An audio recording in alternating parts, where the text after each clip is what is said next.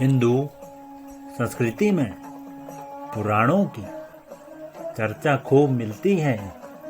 इन्हीं पुराणों में से एक है महाशिव पुराण। तो क्या है इस पुराण में सिर्फ कहानियाँ या कहानियों के जरिए कुछ और बताने की कोशिश की गई है। जिस विशाल खालीपन को हम शिव कहते हैं वह सीमाहीन है, शाश्वत है, मगर क्योंकि इंसान इस बोध और आकार तक सीमित होता है, इसलिए हमारी संस्कृति में शिव के लिए बहुत तरह के रूपों की कल्पना की गई है। गूढ़ समझ से परे ईश्वर मंगलकारी शंभु बहुत नादान, भोले, वेदे, शास्त्रों और तंत्रों के महान गुरु और शिक्षक, दक्षिण मूर्ति, आसानी से माफ कर देने वाले आशुतोष, सृष्टा है, रक्त से भरे भैरव, संपूर्ण रूप से स्थिर अचलेश्वर, सबसे जादुई नर्तक नटराज आदि। यानी जीवन के जितने पहलू हैं उतने ही पहलू शिव के बताए गए हैं। आमतौर पर दुनिया के ज़्यादातर हिस्सों में जिस चीज़ को लोग देवी या ईश्वरीय शक्ति मानते हैं उससे अच्छा ही दर्शाया जाता है। लेकिन अगर आप शिव पुराण को ध्यान से पढ़ें तो आप शिव की पहचान अच्छे या बुरे के रूप में नहीं कर सकते। वह सब कुछ है, वह सबसे बदसूरत है, वह सबसे खूबसूरत भी है, वह सबसे अच्छे और सबसे बुरे भी हैं, वह सबसे अनुशासित भी हैं, मगर यक्कड़ भी हैं। उनकी पूजा देवता, दानव और दुनिया के हर प्रकार के प्राणी करते हैं। हमारी तथा कथित सभ्यता ने अपनी सुविधा के लिए इन हजम न होने वाली कहानियों को नष्ट भी किया है, मगर शिव का सार दरअसल इसी में है। शिव की शख्सियत जीवन के पूरी तरह विरोधाभासी या विरोधी पहलुओं से बनी है। अस्तित्व के सभी गुणों का एक जटिल संगम एक ही इंसान के अंदर डाल दिया गया है।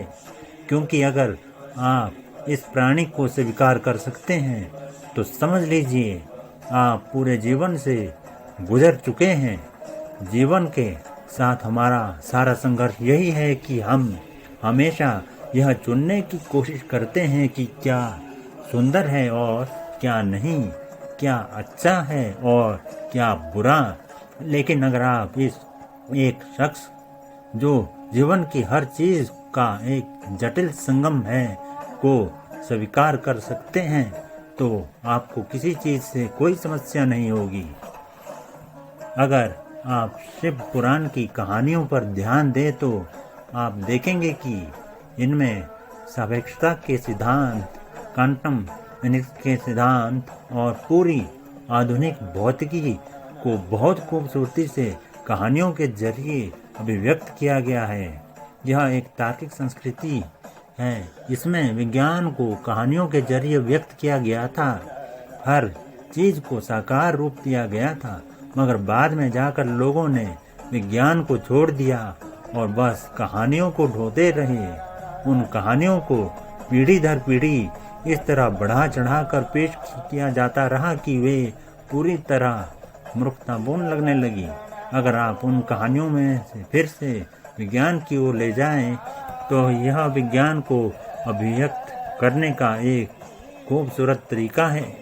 शिव पुराण मानव प्रकृति को चेतना के चरम तक ले जाने का सर्वोच्च विज्ञान है, जिसे बहुत सुंदर कहानियों द्वारा किया गया है।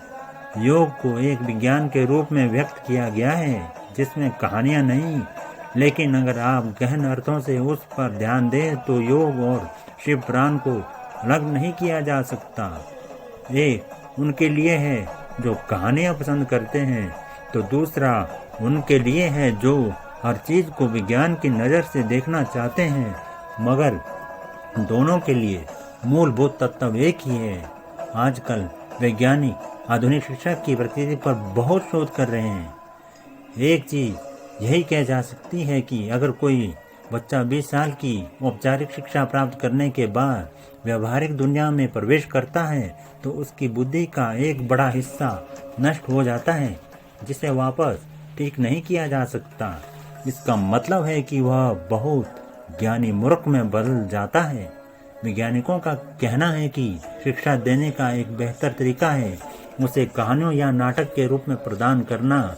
इस दिशा में थोड़ी बहुत कोशिश की गई है, मगर दुनिया में ज़्यादातर शिक्षा काफ़ी हद तक निषेधात्मक रही।